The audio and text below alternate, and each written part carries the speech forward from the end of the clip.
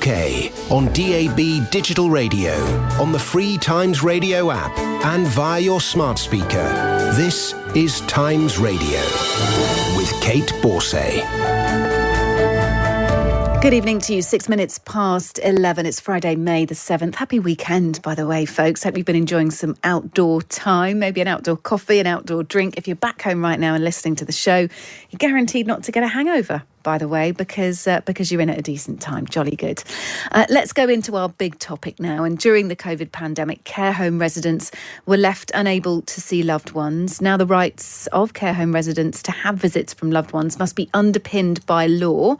That's according to a new report by cross-party MPs. The Joint Committee on Human Rights said it was unacceptable that some care home providers had argued it wasn't safe to follow government guidance.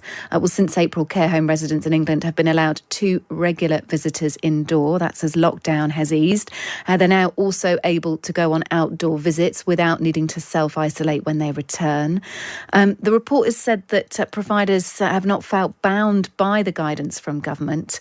Claire Wollstonecroft was able to see her 94-year-old mother out of her care home this week for the first time in 14 months. And Claire joins us now. Good evening to you, Claire.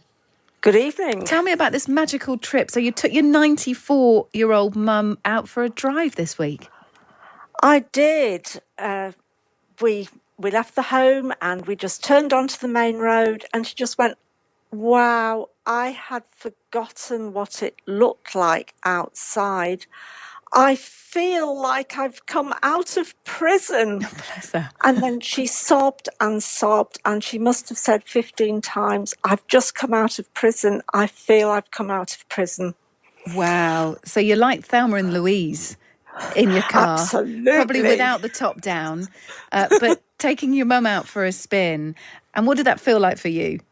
It was amazing because I've only seen her about 3 times in 14 months because every time they opened up, they got another COVID case and then I had to isolate. And yeah, so this was magical. And for her, she changed from this little shriveled up old lady into a lively chatterbox again. It was like a miracle.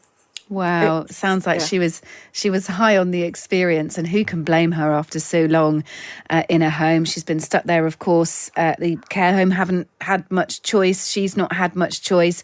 Tell us why she's in the home, Claire. How long has she been in care for? She's been there for 3 years, and it is a really nice care home.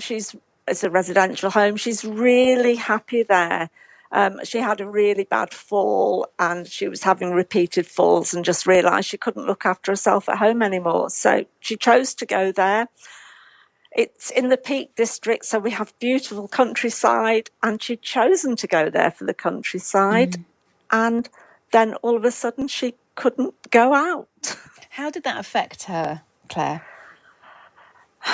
She seemed to get more and more confused and was really losing touch with reality. But I think that's happened to all of us, hasn't it? We're all losing the sense of passage of time and where we are. How many times do you not know what day of the week it is? Or what time of day it is happens to be regularly, Claire, I can tell you. And that's affected my mother, and I'm sure a lot of her friends in the home even more. Yeah. You've got nothing to fix your hat on. There's no events, nothing changes. You get up, eat, go to bed. So she's allowed 2 visitors now, and you are an essential caregiver, are you? No. No. The home have been absolutely brilliant and have said, we don't have a problem with you coming in and taking her out. It's as safe as you visiting her in her room. Great. So they've made that kind of a blanket policy. They seem to have done. They have been really proactive. I think they have felt that it has not done their residents good being shut up for so long. So they're saying they need to go out. And how long has it literally been since last February that you've been able to take your mum out? It's been all that time since she's left the home, effectively. When lockdown started, that was it. I haven't been able to take her out, and we phoned each other every day, but over the last few weeks her hearing aids broke, so we couldn't speak to each other. And that's when I said, I really need to take her out. I can take her, she can get her hearing aids fixed, we can have a drive. And the home said she needs it. It was great. Yeah. I think, yeah. So you've seen an improvement in her. It sounds like she found the whole experience exhilarating. Are you going out again soon? What are your next plans with your 94-year-old mum? Our plans are to go out every week like we used to, and she can't wait to get to a shop. That's her next ambition. I want to be able to go into a shop. She has her mind fixed on buying a blue cardigan. I love it. I wonder if she's the secret Tory party supporter, and that's why she's going blue. Well, look, I'm sure that you will make that happen. Good luck in finding just the right blue cardigan for your mum. Claire Wollstonecroft, thanks for speaking to us on Times Radio. Thank you, Claire. Thank you. Well, there you go. Claire has been able to see her mum, like Thelma and Louise, out in the car for a scenic trip. But for Caroline Raven, well, she wasn't so lucky. We first spoke to Caroline on the show last year. We've been following the care home story since we started on the show in July. Now, Caroline lost her mum a week before she could receive essential caregiving status. Her mum was in a care home for nearly 5 years with dementia. I spoke to Caroline a little earlier, and I began by asking her what happened to her mum. Well, I mean, I just feel that the last year has just all been in vain, really. We fell at the last hurdle, and I'm so sad about that. After we've been through so much, I thought we were going to come out the other side, but unfortunately Mum got COVID in January, and it caused her death. I mean... sorry. No, that's absolutely fine. Just tell us a little bit about your mum, Caroline. Well, she was fantastic. I mean, she was actually 92, but she looked 70. And, she was spirited, feisty, full of fun. And the carers loved her. She was just great fun. She could be grumpy, but they loved her for that as well. They said, they liked the spirited ones. And I just feel that it wasn't her time to go. Although she was 92, it really wasn't her time to go. She could have had a bit more time. I just wanted to get to the other side of all this so that I could take her out in the car, because she hated being cooped up. She used to get up, put her makeup on. She always used to go out every day to get the paper or have coffee. So she hated being cooped up. And was just desperate to go out in the car with me again. We would have gone down to the harbour side. I used to put Andre Rieu on, one of her favourite tracks, and play it full blast in the car. And she'd look at me with this big smile on her face. And, it was just such joyful times. And I just feel that we've been cheated, the last year. And to, as I say, fallen at the last hurdle is just really so sad. No one knows how it happened. But she tested positive. And was she the only one, Caroline? There was one other. She was. There was one other near her room who had tested positive before, but it didn't turn into anything. And she tested positive again, but it didn't turn into anything. So no one knows what was going on there, really. It just seemed to be, bucking the trend. So Mum was the only one, that... caught at in this outbreak, and because it was only the one or possibly two cases, it meant that they didn't need to be termed as a positive COVID positive care home. So it did allow everybody to come out of their rooms. I think it's all a bit muddled now. Of course it is. Can you remind us, Caroline, why your mum was in a care home and what her state of health was like when she contracted COVID? She had dementia, and it had deteriorated since she'd been in there, but it would have done anyway. She was there nearly 5 years, and The carers were fantastic with her. I mean, I can't praise the care home enough. And I would say that 80% of the carers were the same as when she went in. I mean, there were two that greeted us at the door one Friday evening when we went in, and they were still there. So, I mean, obviously her condition deteriorated and she had to move from the residential side to the nursing side whilst during lockdown, which was a shame because I couldn't go in and help her settle into a new room. The lockdown certainly confused her a lot. I mean, she'd say to me, "Are you coming in today?" And it was just dreadful, that I didn't used to know what to say to her. I'd just say, "No, I'm not coming today, but hopefully I'll be coming soon." But I mean, she really was a prisoner, except, she was not allowed visitors. At least, prisoners were allowed visitors. But anyway, we hoped that the 2 weeks vaccine would give her some protection, and we think it did. She got through. She didn't get too ill, and by some miracle, she started to improve one weekend. We'd been told that there was this 10-day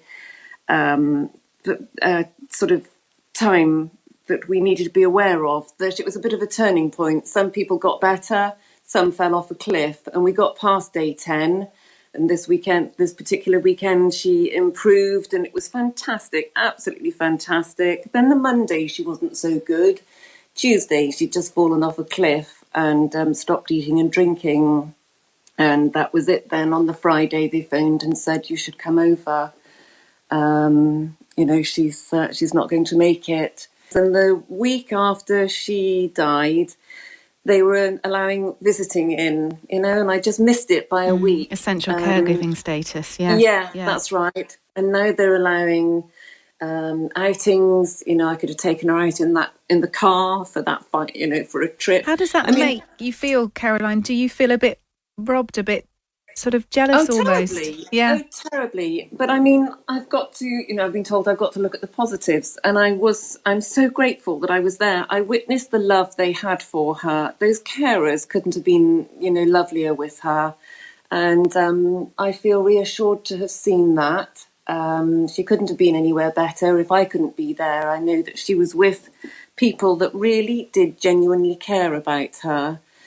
But my brother couldn't get to see her. He's got to live with that now and deal with it. We arranged phone calls and what have you so that she How's he feeling about that, Caroline? Well, he's very disappointed, obviously. And I think he's quite bitter about it all as well because, she got it. She got it from... Somebody took it in there and it wasn't a relative. As far as we're concerned, it's all been pointless. And he's got to deal with that now. He didn't see her for over a year. And he's finding that very difficult to deal with. That was Caroline Raven, who I spoke to earlier this evening, who sadly lost her mum earlier in the year to COVID. Caroline we'd spoken to last year and followed her and her mum's journey and the frustrations along the way. And not a great outcome there for Caroline.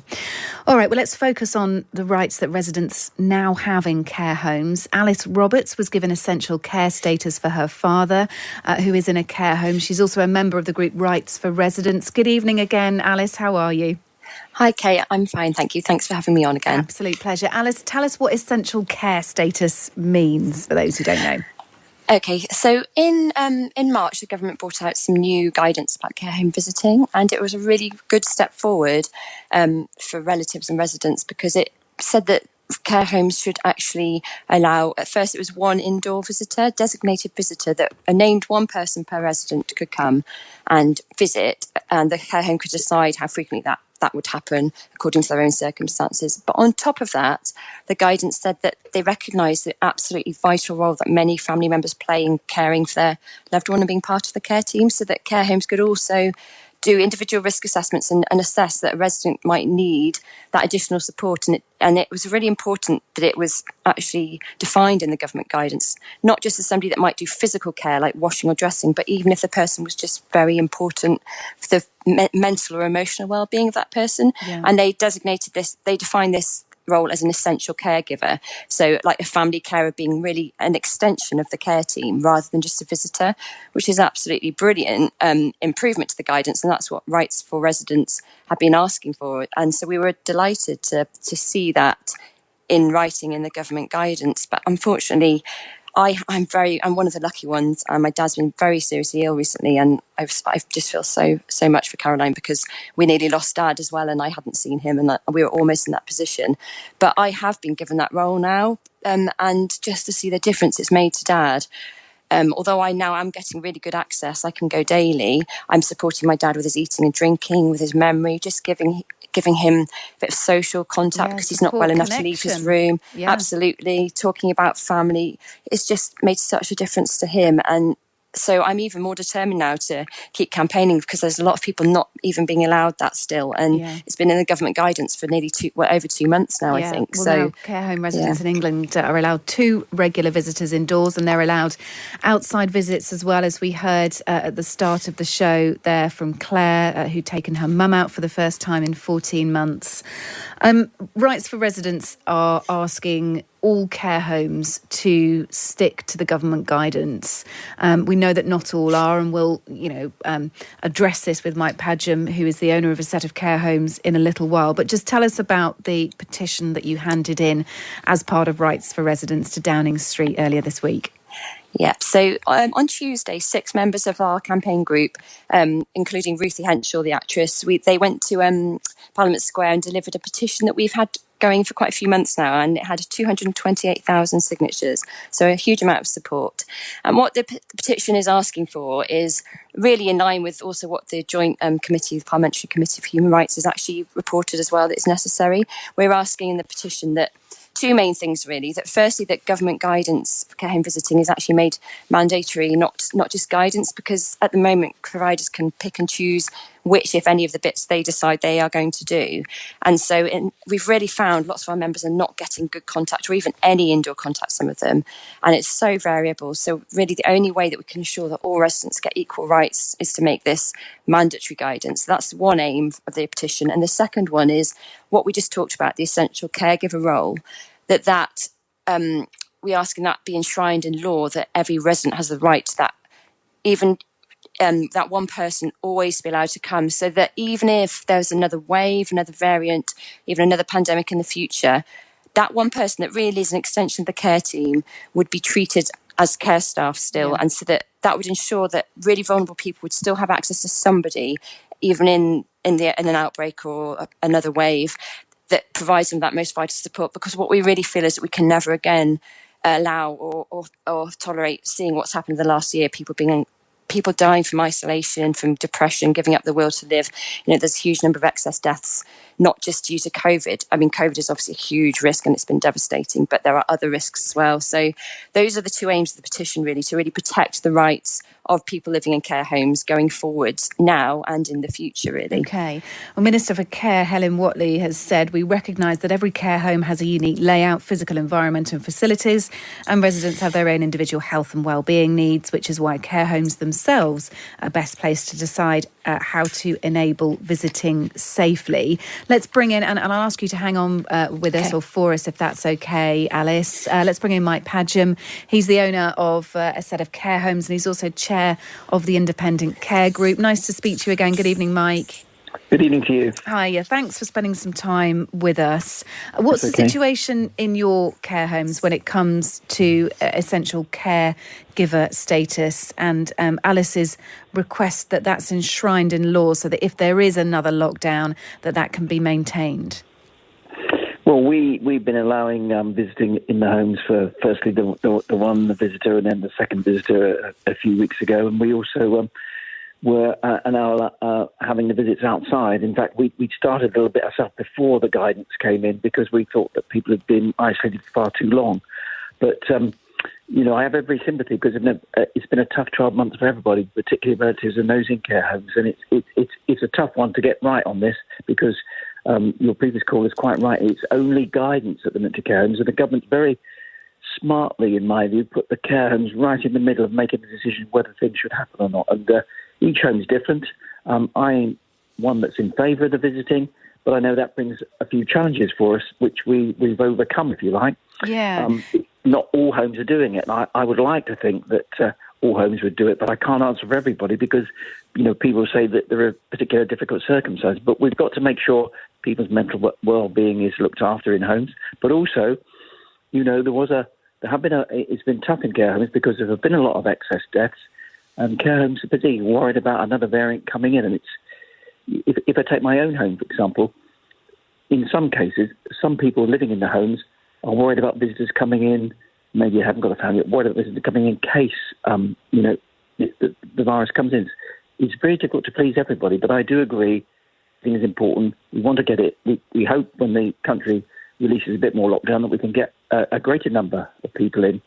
But we're still a little bit cautious about, are we through it yet? My view is that we've got a little bit of more difficulty to go yet, if there's another variant. But yeah, Mike, you say that the government sort of smartly put care homes in charge, but of course that means that, some relatives will think that it isn't fair if their relative is in a care home in one area. They may be able to accept visitors, and the relative in another area or another care home may not be allowed visitors. And so then we come down to the issue of fairness and why all care homes aren't extending and following the guidance. Why wouldn't, in your experience, a care home not allow a relative to see a resident?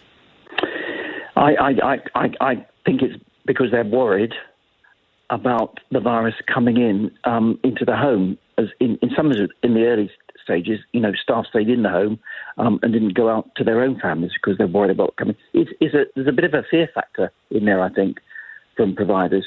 Again, I can't answer for everybody, but residents and the relatives, their mental health well-being is important. The contact's important. We've got to overcome it.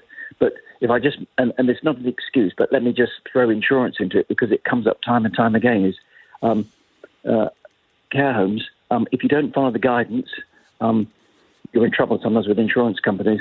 And it has been very difficult to get cover for COVID-19, believe it or not. We have asked the government to indemnify providers the same as the NHS, and that would help some providers be a bit more open, I think. But, So tricky in terms of insurance. It's a tricky, but I agree with your previous callers. We can't let this happen again. We've got to find a way, and I think designated carers in CAMS report because they've got a fantastic role to play. But you're quite right. It's not the same everywhere across the country. Okay, Mike, I will ask you to stay with us if that's okay, because we're going to hear from the chair of the Relatives and Residents Association after the news. We're going to just speak again to Alice. Alice, last word to you. Your dad's poorly at the moment, which I'm sorry to hear about, but just tell us what a difference it's made to your dad by you being able to be there with him.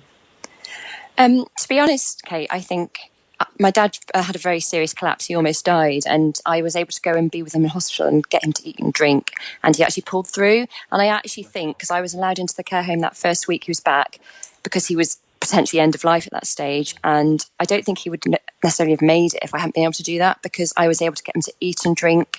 I was able to spend the time with him, really persuading him to bother to open his eyes and get him through that week. So in that sense, I think it really made the difference for him surviving. And now going forward to the weeks after that, I mean, he's just so much more relaxed. He's laughing, he's smiling.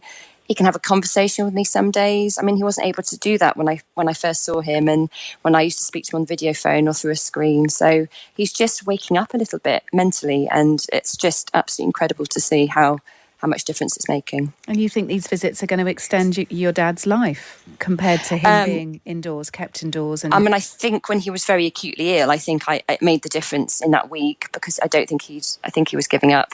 He felt too ill, but I was able to get through to him in a way the carers, as wonderful as they are, and they are amazing, just couldn't when he was that ill.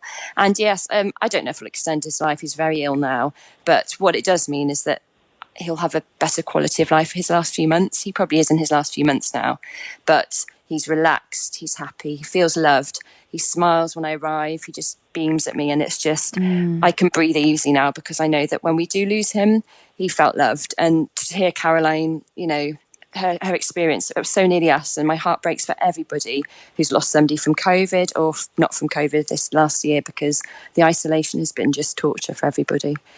Alice, thanks so much for speaking to us. Alice Roberts, whose dad is in a care home, and Alice has been spending time with her dad. She's also part of Rights for Residents. Alice, thanks for joining us. Mike Padgham, chair of the Independent Care Group, will be back with us after the news as we speak to the Relatives and Residents Association and just tune more into where we stand with care homes now and why everyone isn't able to follow this guidance, and should they be made to through legislation. That's all to come in the next half an hour here on Times Radio. Let's get a full news update from Rob Malarkey.